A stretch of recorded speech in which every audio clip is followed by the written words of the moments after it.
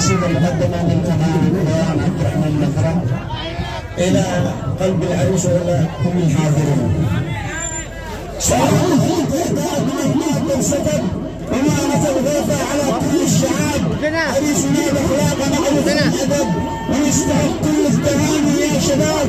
مبروك مبروك يا صلاح، طبعك ذهب، طبع الوفي يبقى وفي بين الصحاب. في أجمل طرب يا غني بالحان بين الشباب، معروف في أصله ومعروف النسب، الواقع لا عصيته والسناب. أجمل تهاني ينابح كل السحاب، وأجمل تحية للحضور من الهباب. هباب نعم. بالفل بالريحان بالكادي انسكب، الأغلاء عريس قطاع صيته للسحاب. القع طبيب افعاله الحلوة تحب، الحب يشقع يقع طبعا الصواب. يا مرحبا جمهورنا واهل الصحاب، شرفتونا اليوم بتوار الحجاب.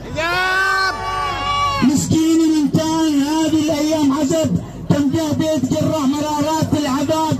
ما فيش ملامه للعزب، ما فيش عتاب، اوداعنا متدهوره والكل ساب. ساب المهمات العصيبه واغترب، وسط الفنادق ذلتونا للذهب. بنفرح الليله كلامي صب صب، طاب السمر يا ناس والمعزوف طاب. من دور حسن السمر يتحل الصحاب، بنفرح الليله ونعزف في الرباب. يا هاجسي هات القوافي والنقب، خطوا بحور الشعر في وادي الذئاب.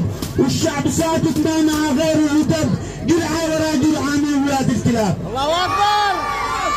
والوضع هذا راضي كم من شنب، والشعب ساكت مرتضي هذا العذاب. الشعب جاوع لا مرتب او رتب، كم بان ظل مصيح ردوا لنا جواب. هذا البلد قضاه ردوا يا عرب، قضاه من به كم من شنب به وغاب. من رأيي انك يا العزب تبقى عزب، لان البلد متدهوره عم الخراب.